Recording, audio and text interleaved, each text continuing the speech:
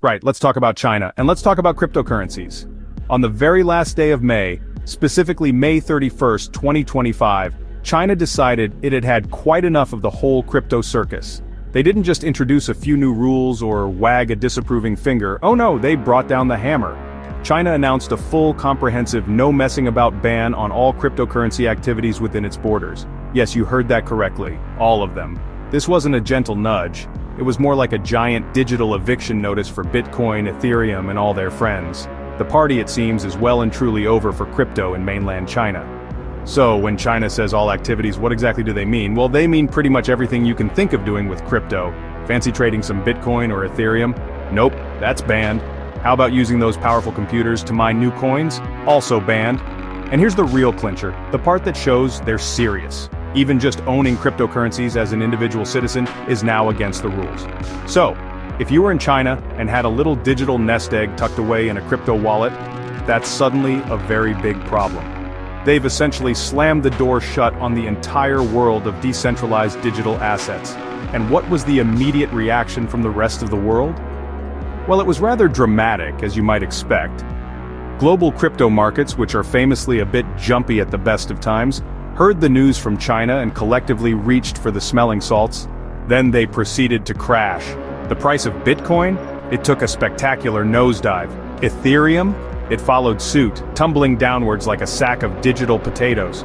For crypto investors around the globe, it was a day of frantic screen watching and probably a fair bit of shouting. This single announcement sent a significant shockwave rippling through financial markets everywhere. Now, it's crucial to understand that this wasn't China's first dance with crypto restrictions. They've been expressing their concerns and tightening the screws for quite some time. Way back in 2021, they had already put a stop to most crypto trading and the energy-guzzling business of crypto mining. So, this latest move in May 2025, the one that bans even individual ownership, is really the final, decisive step. It's an escalation, a clear signal that their patience has run out. They started with warnings, moved to significant restrictions, and now, it's a full-blown prohibition. China is making its position abundantly clear. No crypto here, please. So, the big question is, why? Why this sudden, rather dramatic full stop on all things crypto? Well, a huge part of the answer can be boiled down to one rather important word: control.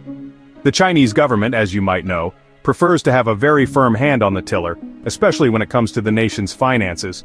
Cryptocurrencies, by their very design, are decentralized. That means no single government, no central bank truly controls them. And for a state like China, that's simply not ideal. They want to be the ones managing the flow of money, not some algorithm or anonymous network. Another major piece of this puzzle is China's very own digital currency, the digital yuan, or ECNY as it's officially known. China has been diligently developing this for several years. It's a digital version of their national currency, the renminbi, and it's issued and crucially controlled by their central bank, the People's Bank of China. By completely banning all other cryptocurrencies, they are effectively clearing the runway for the ECNY to take off. The message is pretty clear. Don't use those unpredictable foreign digital coins. Use our safe state-backed digital yuan instead. It's all about promoting their own fintech innovation. Then there's the ever-present concern about financial risks. The Chinese government views the world of cryptocurrencies as something of a digital Wild West, volatile, unpredictable, and potentially dangerous for its citizens. They worry about people getting caught up in speculative bubbles, falling victim to scams, or losing their hard-earned savings. Furthermore, there are serious concerns about capital flight money illicitly flowing out of the country through these hard-to-trace digital channels. This ban is, in part, an attempt to shield the public and protect the nation's financial stability from these perceived threats. Ultimately, this decisive action is about reinforcing China's financial sovereignty and maintaining overall economic order. Unregulated digital assets like Bitcoin are seen as a potential threat to the effectiveness of their monetary policy and the security of their financial system.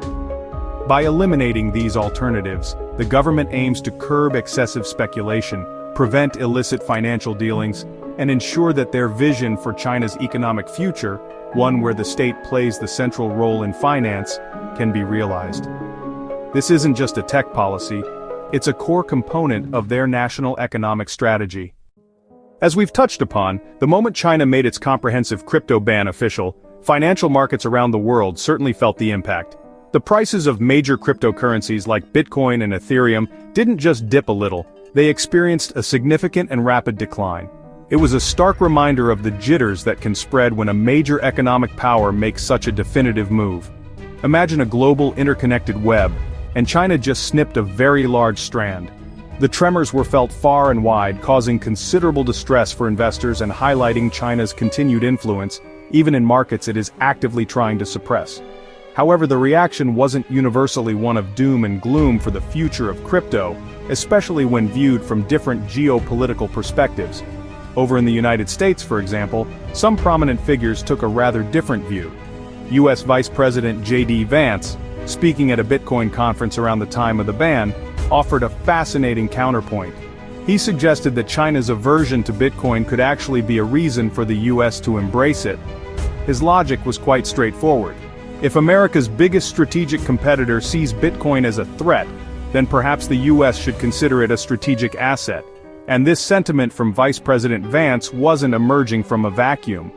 Earlier in 2025, the US administration under President Donald Trump had already shown signs of a more welcoming stance towards the crypto industry.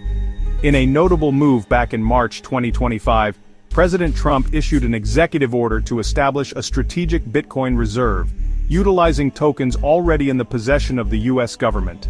Furthermore, in his first week in office in January 2025, he had ordered the formation of a cryptocurrency working group tasked with proposing digital asset regulations. This approach paints a picture of stark contrast, one superpower banning, the other cautiously exploring and even adopting. Adding another layer of intrigue to China's otherwise very clear-cut ban was a rather curious report that surfaced just a few days before the official announcement. The International Monetary Institution, which is a state-backed Chinese finance think tank, republished an article. This article, quite surprisingly, argued that Bitcoin could potentially serve as a hedge for central banks, particularly for developing economies looking to reduce their vulnerability to the weaponization of the US dollar.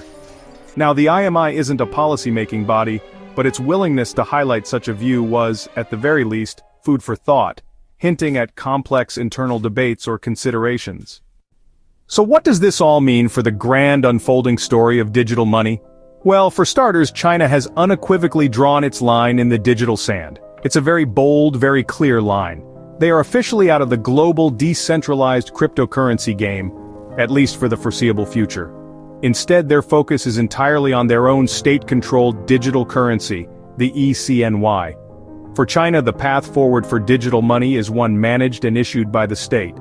There are no gray areas here, their strategy is set, and it firmly excludes independently operating cryptocurrencies like Bitcoin. This decisive move by China could very well lead to an increasingly fractured global landscape for digital currencies.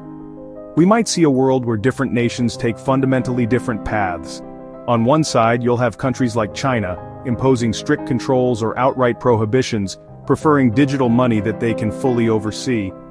On the other side, you might see nations perhaps like the United States, adopting a more open, albeit regulated approach.